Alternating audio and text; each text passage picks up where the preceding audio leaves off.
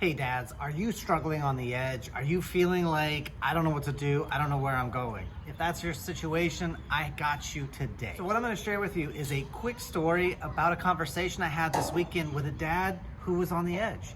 Unfortunately, his middle son took his own life, and dad is lost, slaughtered, confused, depleted, exhausted.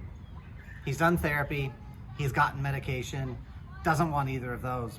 What else can he do? And he came across something I shared and he reached out. Hey guys, before I get into the meat of today's conversation, I am Jeremy Roadruck, your mindset mastery and peak performance relationship guy. I help dads just like you take control of their life, find their clarity, find their confidence, and move forward in life again with more life and more love. If you're the type of person who believes in being proactive and that we can change our mindset, make sure that you like and subscribe because we're doing this every week.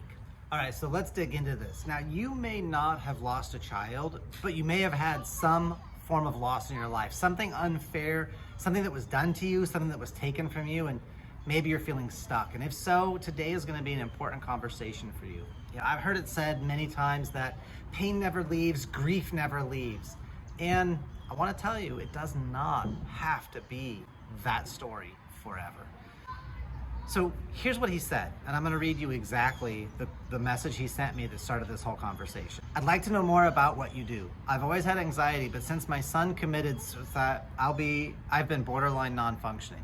I have an appointment with a doctor for medication, but that's not the route I would prefer. I just desperately want to move forward and not keep living like this. So once I got his message, I reached out to him and said, hey, here's my schedule. Let's grab 15 minutes and dig in. And it turned into actually about an hour-long conversation about some really key areas in his life that I want to share with you. So the first thing we did whenever I do these calls is I start with, what's going on? And he did what I call a data dump, and just all of this information gushed out of him about where he's living, how he's living, the loss of his son, how it affected his marriage, how it's affecting his surviving children.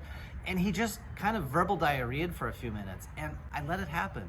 Right? When you have somebody who is mentally or emotionally on the edge, the first thing you need to do is help them data dump and get that stuff out.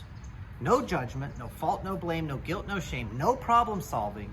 Just acknowledge them as they're spewing this stuff out, because with awareness, that's where we get to be able to make shifts. So the first step is, where are you at now? And that's what I did with him. And I just received what he had to share, and I fed back what I was hearing.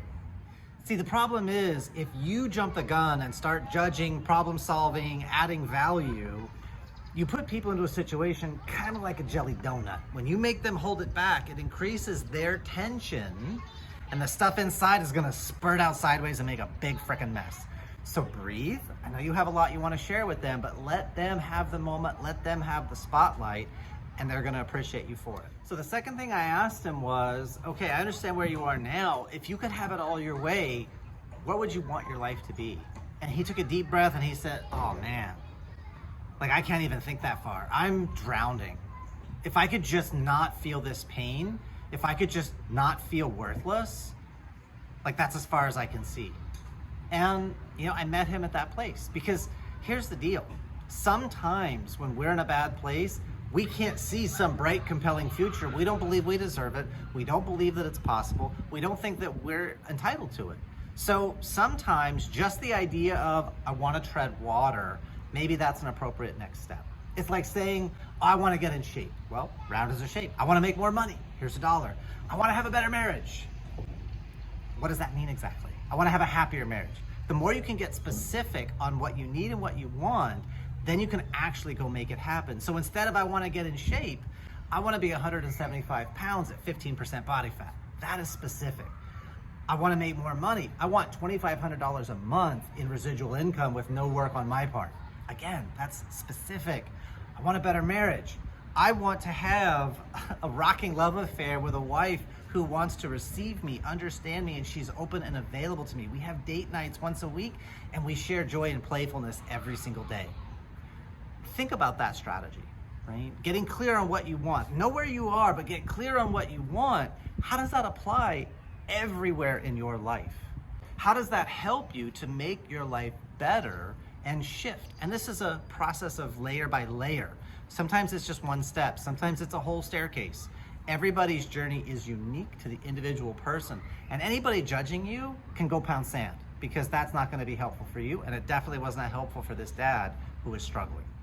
Now, there's one more piece to this conversation that I'm going to get to, but if this is landing for you, if this is serving you, would you be so kind as to make a like and leave a comment down below?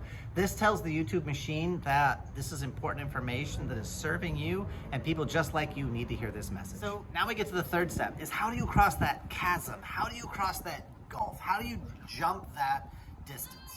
And it really comes down to strategy. It comes down to methodologies. Why is a really interesting question, but very often it is a waste of time, because why just spins people in justification and rationalization. What you want and how you're gonna get there is way more powerful. And this is the place I love to be. I'm a strategist, and coming up with ways, creative means to get to where you wanna be, adapting, adjusting, iterating, that's my zone of genius, and that's what I love to do. So for this particular dad, I shared with him a tool that I developed. It's called the Roadmap to Relationship Mastery for Men. And it is a guidepost for men, and we handle how guys develop in 3 levels.